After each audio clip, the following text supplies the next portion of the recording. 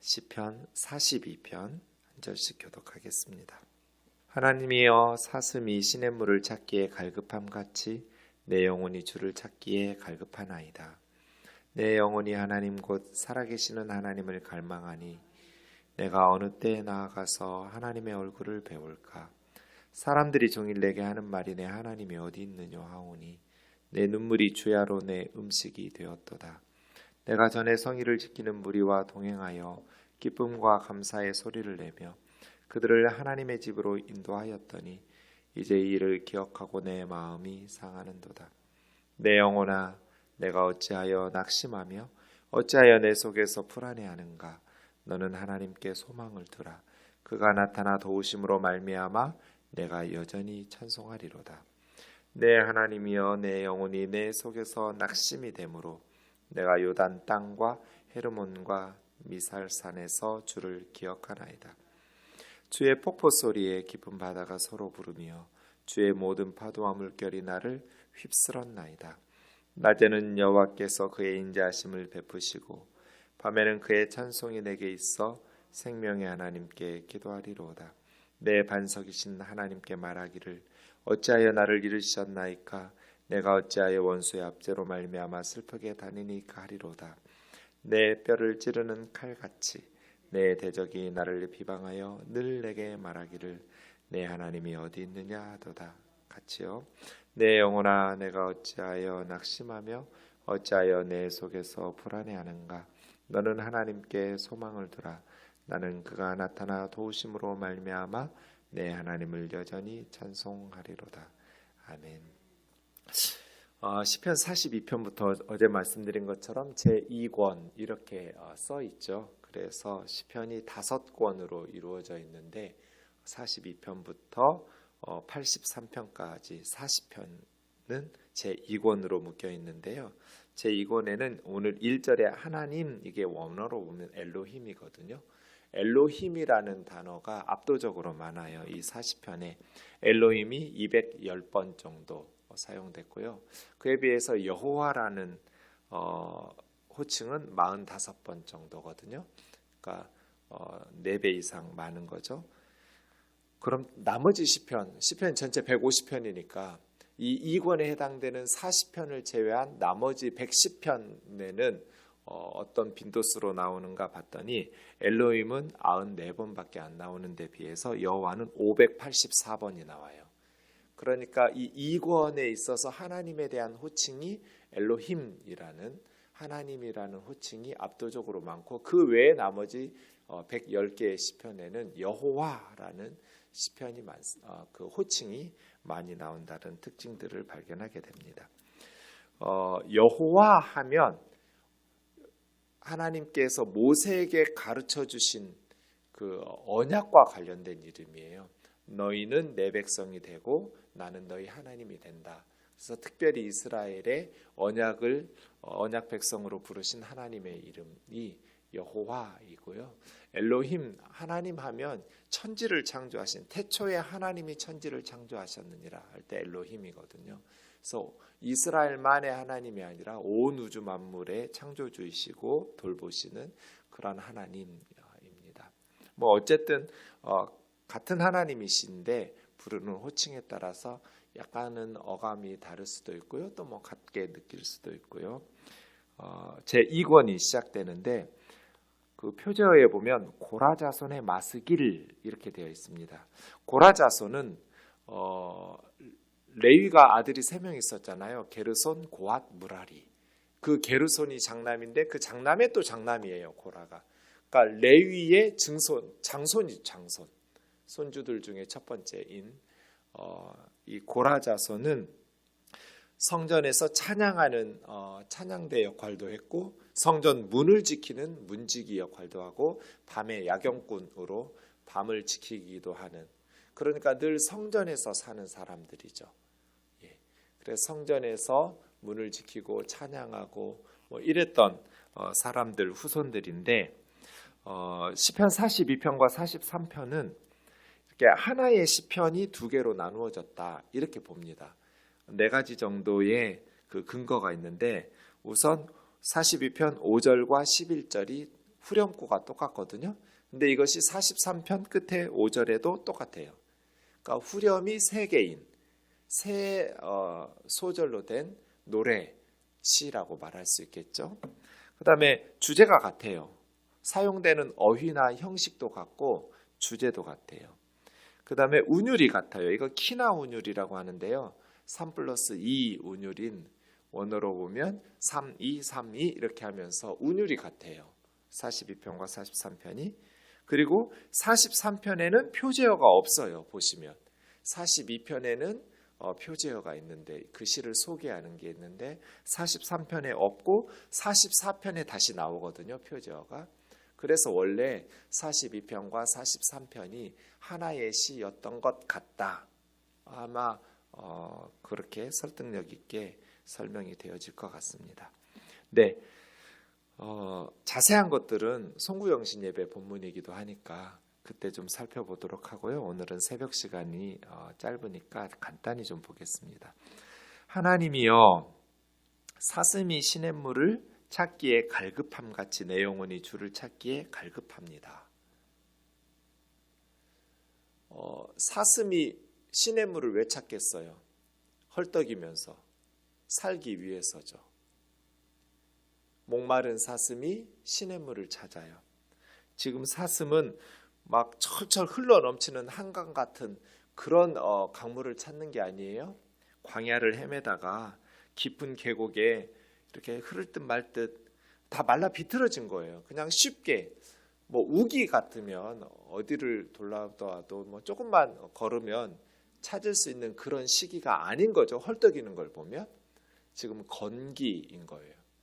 그래서 물을 오랫동안 마시지 못한 사슴이 이제 죽을 것 같은 그 목마름, 갈급함으로 어딘가에 완전히 바닥이 말라붙지 않은 조금이라도 흐르는 그 물이 있다면 그 물을 찾아서 마시고 싶은 사슴이에요.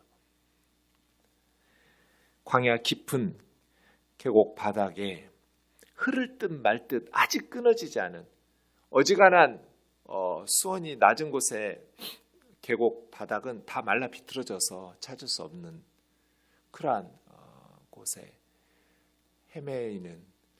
그런데 이 시인은 하나님을 그렇게 찾고 있는 거예요. 그러니까 오랫동안 하나님을 마시지 못한 거예요. 그렇죠? 그런데 이 시인에게 있어서 하나님은 있어도 그만 없어도 그만인 간식거리가 아니에요. 물이에요. 그러니까 생존의 필수 요소예요. 아무리 세상에서 굶주리지 않고 마실 것, 먹을 것, 입을 것 그렇게 형통하게 간다 할지라도 우리의 영혼은 하나님이 생수예요.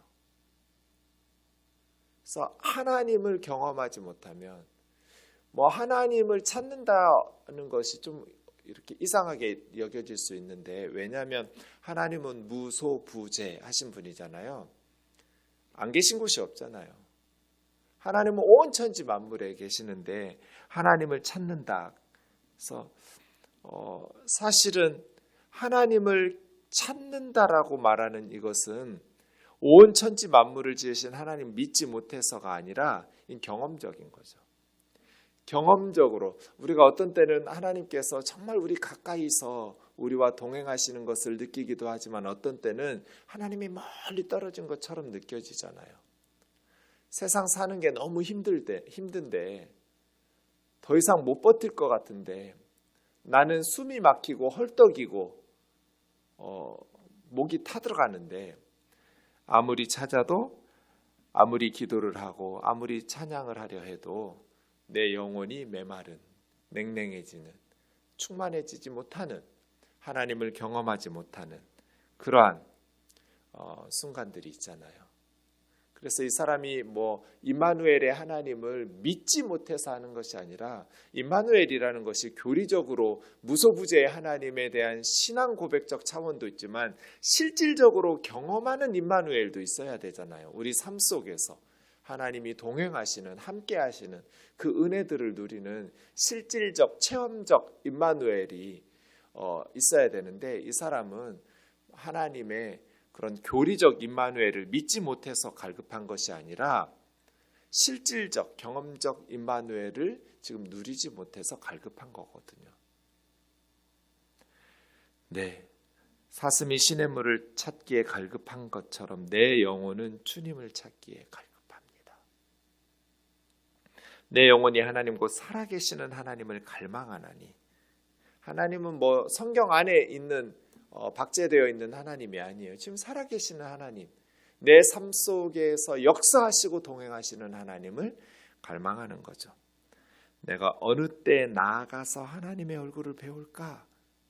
그러니까 이 사람 지금 어디 있는 거예요? 어디 있는지는 모르겠지만 성전에서 멀리 있는 거예요. 내가 어느 때 나아가서, 구약의 이스라엘 사람들이 나아가서 하나님을 배운다고 말할 때 어디 나아가겠어요? 예루살렘 성전이거든요. 고라자손은 성전을 지키는 문지기들이거나 찬송하는 사람들이라고 그랬잖아요. 레위의 장손 계열이란 말이에요. 그러니까 늘 성전에서 살았던 사람, 제사장 지파 출신이에요. 레위 지파. 그런데 이제는 멀리 계세요. 언제나 하나님 앞에 나아가서 하나님 얼굴을 배우면서 하나님께 예배할 수 있을까 하면서 탄식하고 있는 거죠. 성전에 나아가서 예배하는 것을 사모하는데 지금 어떤 상황인지는 알 수 없지만 하나님께 나아가서 예배하지 못하는 거예요. 사람들이 종일 내게 하는 말이 있니? 하나님이 어디 있느뇨 하오니 내 눈물이 주야로 내 음식이 되었도다. 사람들의 조롱과 비방이 있죠. 니네 하나님이 어디 있냐 하면서 조롱하는 것. 원수들의 조롱이 이 성도의 고통을 가중시키는데, 그 원수의 조롱이 얼마만큼 심각하냐면 10절에 보면 내 뼈를 찌르는 칼같이 내 적이 나를 비방하여 늘 내게 말하기를 네 하나님이 어디 있느냐. 그러니까 원수들의 조롱이 그냥 뭐 견딜만 한 게 아니에요. 내 뼈를 찌르는 칼같이, 그러니까 원수들의 비방은 살인적인, 이 사람의 영혼에는 치명적이에요. 네 하나님이 어딨냐 하면서 조롱하는 것이 마치 하나님이 계시지 않는 것처럼 하나님은 그렇게 무시해도 될 만한 신인 것처럼 조롱하는 것이 이 사람에게는 죽을 것 같은 거예요. 칼로 찔리는 것 같은 생명의 위협을 느낄 만큼의 고통과 아픔이었어요. 내 눈물이 주야로 내 음식이 되었도다. 눈물을 쏟아내면 물을 마셔야 하잖아요. 그리고 사람은 음식을 먹어야 돼요. 그런데 자기 눈에 흐르는 눈물이 음식이 돼요. 그러니까 입으로 들어가는 게 자기 눈물일 만큼 밤낮 주야로 탄식하면서 울고 있는, 그러면서 이제 먹고 싶은 어떤 음식에 대한 욕구도 다 사라져 버려서 그냥 눈물만 흐르고 있는 그러한 모습. 슬픔이 식욕을 제거했고 마르지 않는 눈물이 그의 눈에서 흘러내리고 있는, 생수를 갈망하는데 생수 대신 하나님을 찾는데 눈물만 주야로 흘리고 있는 그러한 상황이죠. 내가 전에 성일을 지키는 무리와, 성일은 1년에 3차례씩 6월절, 오순절, 초막절에 예루살렘 성일에 이렇게 성전에 올라가잖아요. 순례하면서 그들의 무리와 함께 기쁨과 감사의 소리를 내면서 그들을 하나님의 집으로 인도하였었는데, 이제 과거에 그렇게 기쁨과 감사의 찬송을 하면서 예루살렘을 순례하고 거기서 예배하고 함께 하나님 앞에 기뻐하며 찬송했던 것들을 기억하니까 내 마음이 더 상하는 거예요. 내 마음이 더 무너지고 허물어지는 거죠. 후렴구가 나옵니다. 내 영혼아, 내가 어찌하여 낙심하며 내가 어찌하여 내 속에서 불안해하는가. 너는 하나님께 소망을 두라. 그가 나타나 도우심으로 말미암아 내가 여전히 찬송하리로다. 내 영혼아, 자기가 자기의 영혼을 부르는 거죠. 저가 말한다면 준경아, 제가 제 이름을 불러가면서 자기 자신에게 말하고 있는 거예요. 그런데 꾸짖어요. 내 영혼아, 네가 어찌하여 낙심하며 어찌하여 내 속에서 불안해하느냐. 내 영혼아, 너 왜 내 속에 들어와서 내 안에 있으면서 불안해하고 있냔 말이야. 왜 불안해하면서 나를 힘들게 해 하면서 자기가 자기를 책망하고 있는 거야. 내 영혼은 나잖아요. 준경아, 너 어찌하여 낙심하며 너 왜 내 안에서 불안해하느냐 하면서 꾸짖어요. 불안해하는 자기 자신을 꾸짖으면서 꾸짖고 끝나지 않죠? 너는 하나님께 소망을 두라. 하나님 안에서 희망을 가져 하면서 격려하고 독려하고 있는 거죠. 하나님께 소망을 두어라. 하나님을 바라보아라. 그리고 다짐을 하죠. 그 나타나시는 하나님의 나타나 도우심, 예전에는 얼굴의 도우심 그랬어요. 하나님이 나타나셔서 도우신다라는 것은 이 원수들의 비방과 위기 상황에서 구원해 주시는 거죠. 하나님이 나타나서 구원해 주시는, 하나님께서 나타나셔서 도우시는 것으로 인해서 너는 찬송하게 될 거야. 다시 그 하나님의 구원을 간증하면서 사람들 앞에 살아계신 하나님을 찬송하는 날이 올 거야 하면서 권면하고 있죠.